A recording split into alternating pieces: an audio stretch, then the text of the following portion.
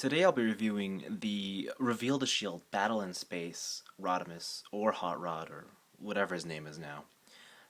He comes with another figure, the Cyclonus figure, but this will just be a review on the Rodimus figure. Obviously you can tell he is a repaint of the Classics Rodimus and a re-release of the Challenge at Cybertron Rodimus. I actually missed out on both of those because I got into this collecting game a bit late, so I was pretty happy to see that this was released at a pretty good price of about $23 for two figures. So I mean, here in Canada that's a big deal because usually deluxes like this usually go for about $18 after taxes. So I mean, for $25 you get two figures. That's a big deal here. But enough on value. Clearly, his colors are set to be more, I guess, accurate to the G1 show or movie.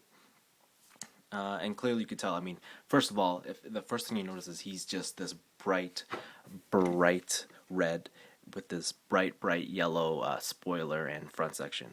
Just wonderful. But then the second thing you notice is he's got these ugly baby blue windows and this terrible baby blue flame.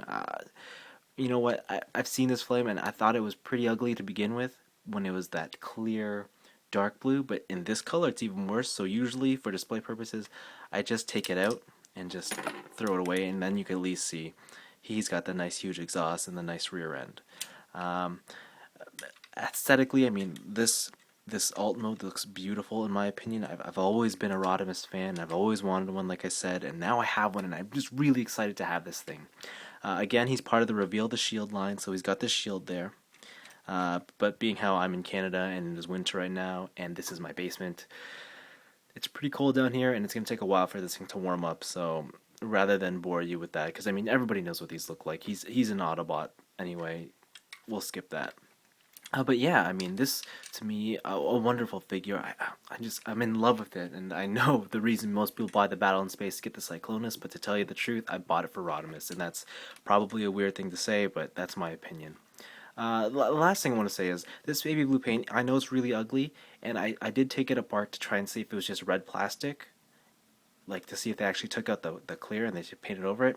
And yes, it is just red plastic underneath. So if you took some paint stripper to this, you would see just red. So I'm gonna have to leave it. Maybe I'll get a Classics Rodimus one day when they aren't $50 anymore for basically opened or used ones, but I doubt that.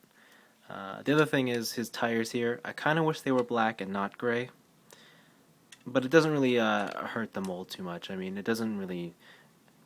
The gray tires don't really. They're not really that much of a bother. They're okay.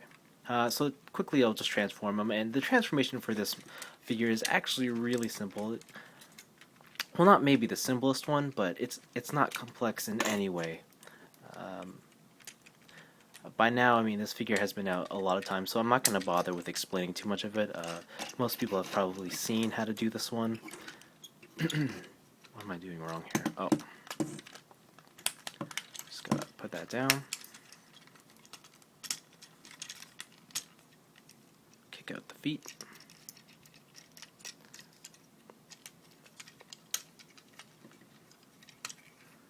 And I think I'll just pull it. That's a problem with my figure here. One of his arms seems to keep popping off, probably due to mold degradation. But I guess I could just fix it up later. It's not really that much of a problem, seeing as how in a moment you'll see his articulation is pretty bad, and because of that I don't really play with this figure anyways. For me, he's more just a display piece. But yes, so there you go, fully transformed, and in my opinion, just a wonderful looking Rodimus. I think this is I really do love this paint scheme. I know it's a bit more simpler than the classics Rodimus, but for me, I think it totally works. I just love this bright red, the bright yellow, the bright colors of the whole thing just work for me. My only gripe is here down in the gray sections. I do wish this had a bit more detailing on it, whether they, on these little grooves they painted maybe red or white or something, or even silver. It would have just, helped it look not so simple. The other thing is his chest area where he has his iconic flame design is kind of subtle. I mean, it's basically yellow over yellow, so it's hard to see. But at least it's there. At least they tried something. I mean, I understand that this is they kind of Hasbro kind of put this out as a kind of a cheaper bargain version of this mold, and you know what? I can't really blame them for that. I mean, for the price you pay, it's totally worth it. Articulation. This is kind of where the figure falls apart for me. He has the head swivel, no up or down, just side to side. This is on a ball joint. This arm. He's got no bicep swivel. He's got a single jointed elbow, which, in my opinion, you can almost never keep straight, because if you do, it'll just look like the front fender to a car, and in my opinion, that looks really untransformed. So I've always got to keep it like this. Kind of sucks, but it's okay. His wrists have no joint movement. I mean, they can go in because of his transformation, but that's it. He's got nothing in the waist.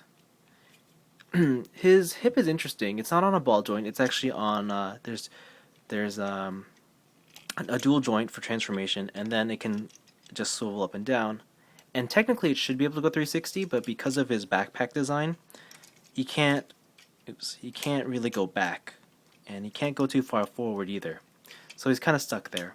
He's got a single jointed knee with a swivel, but because this bottom portion of his leg is so huge, he can only bend it like that. Right? Again, nothing too bad, but. And then, of course, the foot, just up and down, no side to side. I mean, that's really it. In terms of weaponry, he's got, since it's out anyway, I'll just pull it out. He's got this here. It could be a communicator, but I think it's the saw that he uses in the original movie to cut the seaweed. That's whatever. Again, you've seen this already. I think at the beginning, his exhaust is also his gun. If I could just get him to stand. And then, obviously, instead of using a regular missile, they had to give him the flame missile for some reason. A blue flame doesn't make any sense. It just goes in like that. And then he can hold it.